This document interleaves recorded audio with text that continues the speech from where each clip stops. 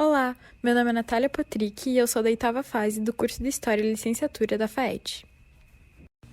Sou bolsista ProBIC do projeto Formação Docente em História, Experiências, Aprendizados e Reflexões, desenvolvido na UDESC sob a coordenação da profa Luciana Rossato. Tal projeto tem como objetivo investigar quais os impactos do PIBID e do Prof. História na formação dos professores de História no país. A primeira parte da pesquisa teve como foco levantar os subprojetos de História do PIBID e organizar alguns dados.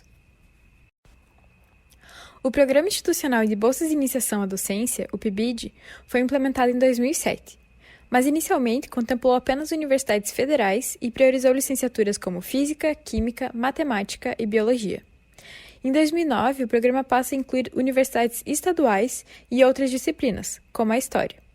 Atualmente, universidades privadas também podem participar e todas as licenciaturas estão inclusas no programa.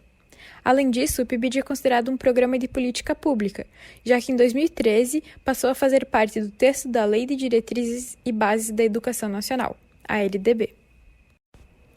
No desenvolvimento da pesquisa sobre tal programa, foram criadas 3 tabelas. A primeira organizou dados como as universidades que possuem ou possuíam subprojetos de história, os editais em que foram contempladas, os coordenadores de tais subprojetos e os sites, quando houvesse. Ao total, foram 143 universidades, entre públicas e privadas, que contaram com subprojetos na área da história. A segunda tabela reuniu diversos trabalhos acadêmicos que abordavam os subprojetos de história do PIBID, como relatos de experiências dos pibidianos e artigos e livros sobre o assunto. E a terceira utilizou os relatórios parciais e finais e projetos institucionais de 17 universidades para elencar os temas trabalhados por essas instituições na área de história do PIBID.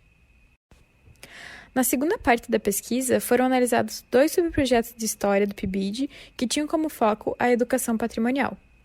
O da Universidade Federal de Santa Catarina, a UFSC, e o da Universidade Federal do Pampa, a Unipampa. Na UFSC, tal projeto foi desenvolvido com esse tema de 2009 a 2015 e na Unipampa desde 2011. A noção de educação patrimonial que guiou o trabalho foi a de Tolentino, de 2016, em diálogo com Gil, de 2020, que entendem que essa deve ser dialógica, reflexiva e crítica. Portanto, deve questionar os patrimônios e entendê-los em sua historicidade, sempre discutindo e evidenciando as relações de poder que os permeiam. Assim, criando possibilidades de conectar os saberes locais com os conhecimentos históricos e de se estranhar o presente nas aulas de história.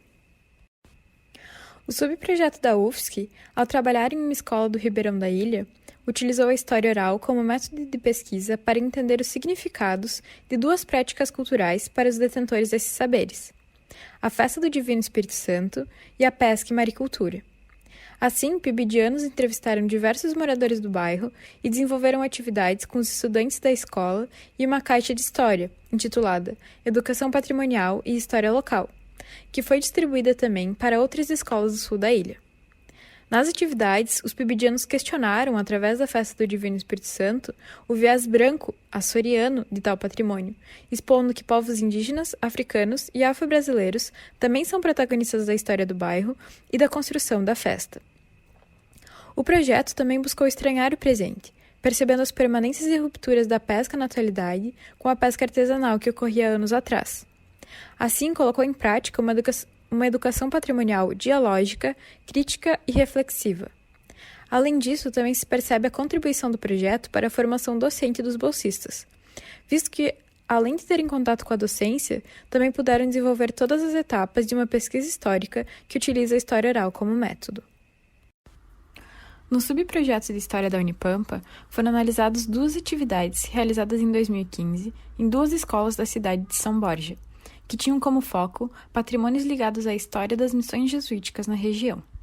A perspectiva de educação patrimonial desse projeto foi o que objetiva conhecer para preservar, ou seja, buscou conscientizar os estudantes sobre os patrimônios da cidade para que pudessem ser preservados. Assim, acabou invisibilizando as relações de poder e naturalizando o presente, ao invés de estranhá-lo. Do mesmo modo, apesar de partir da história e cultura guarani, acabou construindo narrativas coloniais, pois sempre se referia aos Guarani como um povo preso ao passado, sem falar sobre sua agência, tanto no passado quanto no presente. Assim, foi em alguns momentos instrutivista e homogeneizadora, ao não considerar que os patrimônios são construídos socialmente e podem e devem ser questionados, principalmente os patrimônios da colonialidade. No desenvolvimento da pesquisa, foi possível perceber a potência do PIBID na formação de professores de história e como nesse programa cria-se espaço para pensar e praticar a docência coletivamente. Além disso, analisando subprojetos que tinham como tema principal a educação patrimonial, fica explícito que, quando colocado em prática de forma participativa e reflexiva, carrega a potencialidade, como ensino de história no geral, de questionar, gerar reflexões e transformar a sociedade.